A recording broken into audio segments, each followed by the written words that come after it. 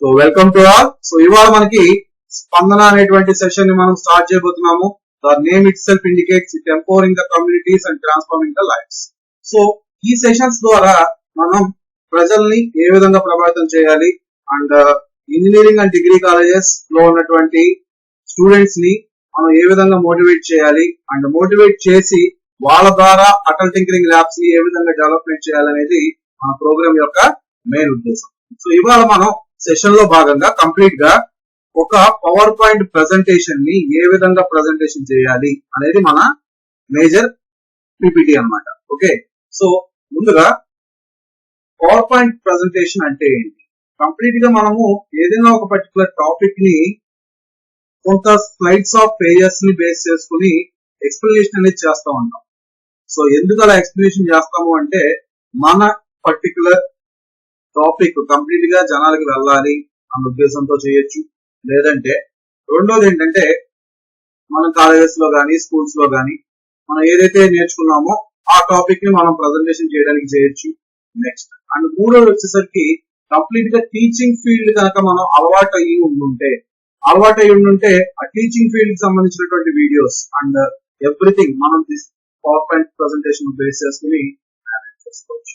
And దాంతో పాటుగా మనం ఒక కంపెనీలో కనుక జాయిన్ అయితే కంపెనీకి సంబంధించినటువంటి activities and company programmes and కంపెనీకి రిలేటెడ్ గా ఉన్నటువంటి ఒక ప్రోడక్ట్ ని మనము ఎక్స్ప్లెనేషన్ చేయాలి అంటే ఈ పవర్ పాయింట్ ప్రెజెంటేషన్ అనేది మనకి కంప్లీట్ గా ఉపయోగపడుతుంది. ఇవన్నీ మీకు కంప్లీట్ గా తెలుసు. సో మనం కంప్లీట్ గా ఏంటంటే ఏదైతే ఒక పర్టికులర్ టాపిక్ ని చెప్తున్నామో అది ఆడియన్స్ కి వెళ్ళాలి. మన యొక్క ఆడియన్స్ ఎవరంటే school and college students. Okay, so చెప్పేటువంటి కంటెంట్ కంప్లీట్ గా ఈజీగా ఉండాలి అండ్ వాళ్ళకి ప్రజెంటేషన్ చేసేటప్పుడు వాళ్ళ ఫస్ట్ ఇంప్రెషన్ ని మనం గెయిన్ చేసుకోవాలి. ఓకే, సో అంతేగాని మనం ఏంటంటే చెప్పేటప్పుడు వాళ్ళు వినడానికి ఈజీగా ఉండేటట్టుగా మనం ఒక వేని కమ్యూనికేటింగ్ వేలో మనం రిప్రజెంటేషన్ అనేది చేయాలి. సో ఇకపోతే కంప్లీట్ గా ఆడియన్స్ ని మనం ఎలా అర్థం చేసుకోవాలి? మనం ఒక పర్టికులర్ ప్రజెంటేషన్ చేస్తున్నప్పుడు మనం ఆడియన్స్ ని అర్థం చేసుకునే విధానం అనేది కంప్లీట్ గా ఎసెన్షియల్. సో అది లేకపోతే మన ప్రజెంటేషన్ అనేది సక్సెస్ అవ్వదు. ఓకే, సో సక్సెస్ అవ్వాలి అంటే కంప్లీట్ గా మన ప్రజెంటేషన్ కంప్లీట్ గా డెమోగ్రఫిక్ గా ఉండాలి అండ్ అదే విధంగా పర్సనలైజ్ చేస్తూ ఉండాలి. మన మెసేజెస్ కానీ లేదంటే ఏదైతే డేటా అనేది ఉంటుందో ఆ డేటాని పీపుల్ కి కనెక్ట్ అయ్యే విధంగా మనం మేనేజ్ చేసుకుంటూ ఉండాలి. ఓకే, సో దాంతో పాటుగా impactful content. So impactful content వచ్చేసరికి కంప్లీట్ గా మనం ఏదైతే కంటెంట్ అనేది ప్రజెంటేషన్ చేస్తున్నామో ఆ ప్రజెంటేషన్ చేసేదానికి మనకి చాలా టూల్స్ అనేవి ఉంటాయి. ఆ టూల్స్ ని యూజ్ చేసుకోవచ్చు. లేదంటే విజువల్ గ్రాఫిక్స్ ఉంటాయి. కొంతమంది యానిమేషన్స్ ఉపయోగించి చేస్తారు, కొంతమంది వీడియోస్ ఉపయోగించి చేస్తారు, కొంతమంది నార్మల్ ప్రజెంటేషన్ చేసిన దాంట్లో కంటెంట్ అనేది మేజర్ గా ఉంటుంది అన్నమాట. సో అందుకని కంప్లీట్ గా మనం ఏదైతే కంటెంట్ అనే దాన్ని ప్రజెంటేషన్ చేస్తున్నామో ఆ కంటెంట్ పీపుల్ మీద కరెక్ట్ గా ఇంపాక్ట్ చూపించాలంటే మనం చెప్పిన దాన్ని వాళ్ళు ఈజీగా అర్థం చేసుకునే విధంగా ఉండేలాగా మనం కంటెంట్ ని ప్రిపేర్ చేసుకోవాలి. ఓకే, సో అండ్ దాంతో పాటుగా విజువల్లీ ఎంగేజింగ్ స్లైడ్స్. సో ఇక్కడ మనం కంప్లీట్ గా ఏంటంటే ఈ పవర్ పాయింట్ ప్రెజెంటేషన్ లో మనకి so many kinds of tools ఉన్నాయి. ఎంఎస్ పవర్ పాయింట్ వాడొచ్చు, లేదంటే గూగుల్ స్లైడ్స్ వాడొచ్చు, లేదంటే మీకు ప్రీవియస్లీ మనము సాధన సెషన్స్ లో ప్రేరణ సెషన్స్ లో వీటిల్లో చూసాం విత్ ద హెల్ప్ ఆఫ్ వీపిక్ ఏ పీపీటీ జనరేటర్స్ ఉన్నాయి. ఇట్లాంటి టూల్స్ ఉపయోగించుకుని మనం విజువల్ గా ఒక పవర్ పాయింట్ ప్రెజెంటేషన్ ని ఈజీగా మనం డెవలప్మెంట్ చేయొచ్చు, డిజైన్ చేయొచ్చు అండ్ అదే విధంగా మనము పర్సన్స్ కి ప్రజెంటేషన్ కూడా చేసుకోవచ్చు. ఓకే, కంప్లీట్ గా స్లైడ్స్ అనేవి బ్యూటిఫుల్ గా ఉండాలి.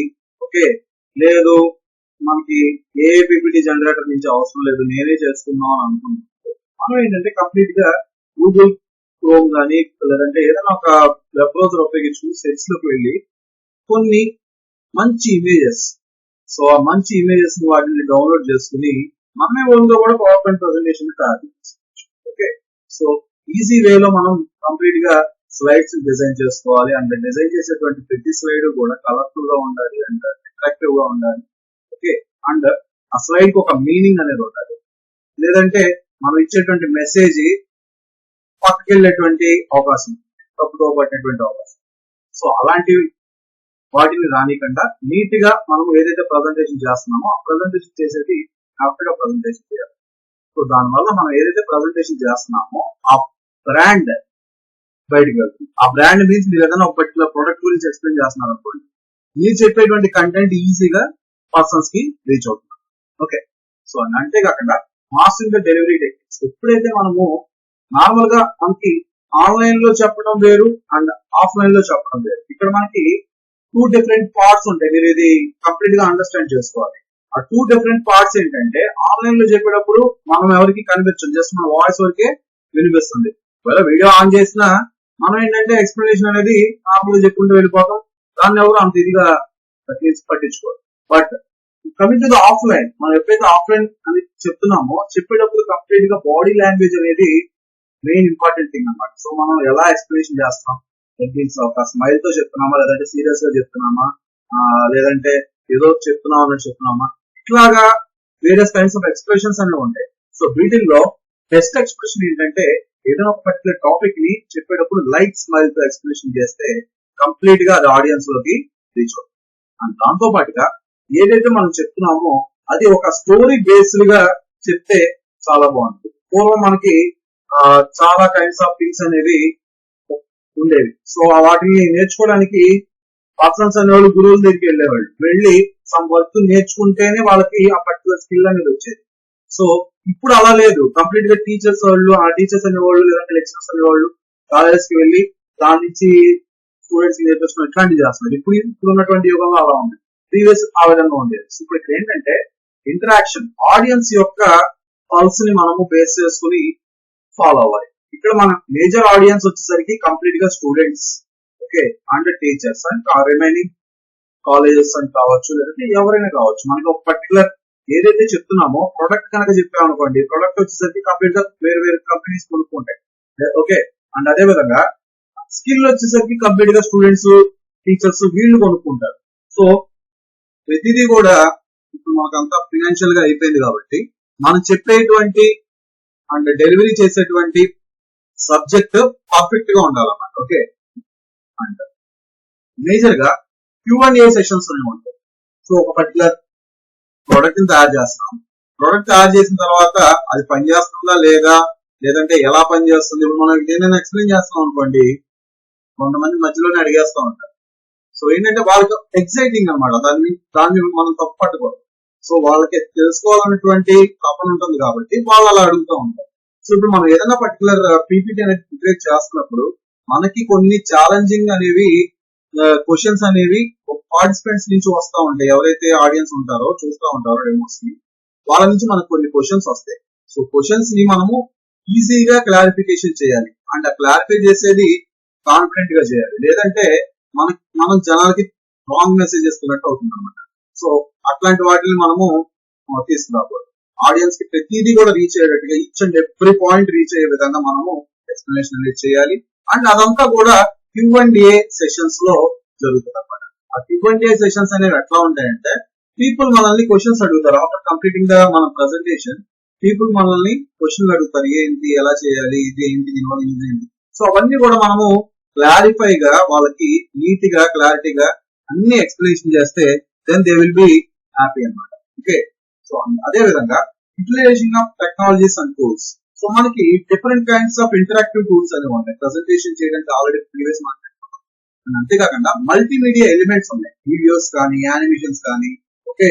అండ్ ఏవైనా సరే ఇట్లాంటి వాటిని మనము పర్టికులర్ పవర్ పాయింట్ ప్రెజెంటేషన్ లో యూజ్ చేయడం వల్ల యూజర్ ఎక్స్పీరియన్స్ అనేది చాలా బాగుంటుంది అనమాట. సో ఒక్కొక్క టూల్ ఒక్కొక్క రకం, అలాని కంప్లీట్ గా మనం యానిమేషన్స్ యూజ్ చేసేసాం అనుకోండి, మొత్తం అంతా ఒక పర్టికులర్ వర్డ్ ఉంది, వర్డ్ పక్క నుంచి పరిగెత్తుకుంటా వస్తున్నట్టుగా ఇట్లాంటివి పెట్టాం అనుకోండి, బాగోదు. సింపుల్ గా ఉండేటువంటి యానిమేషన్స్ పెడితే మనకి కంటెంట్ అనేది ఎఫెక్టివ్ గా ఉంటుంది. ఓకే, సో ఈ విధంగా మనము డిఫరెంట్ కైండ్స్ ఆఫ్ టూల్స్ ని యూజ్ చేసుకోవచ్చు. సో ఓకే, సో కంప్లీట్ గా మనం పవర్ పాయింట్ ప్రెజెంటేషన్ ని చేస్తున్నాము అంటే అది పర్ఫెక్ట్ వేలో ఉండాలి. సో ఆ పర్ఫెక్ట్ వే ఎలా ఉంటుంది అంటే మనం చెప్పేటువంటి పద్ధతిలో ఉంటుంది. సో కంప్లీట్ గా మనం బాగా చెప్తే ఆడియన్స్ కూడా ఈజీగా డెలివరీ చేస్తుంది. సో చేసేటువంటి ప్రతి ప్రెజెంటేషన్ కూడా కంప్లీట్ గా మనకి మన యొక్క స్కిల్ చెప్తుంది అనమాట పక్కన పర్సన్స్ కి. ఏదైతే తనకు ఆ స్కిల్ వచ్చింది, ఓకే మనం చెప్తున్నారు అన్నటువంటి ఒక ఇంప్రెషన్ ని మనము క్రియేట్ చేస్తాం. Okay, so thank you so much for the today's session and we will do the remaining Spandana sessions with the help of so many graduates coming soon.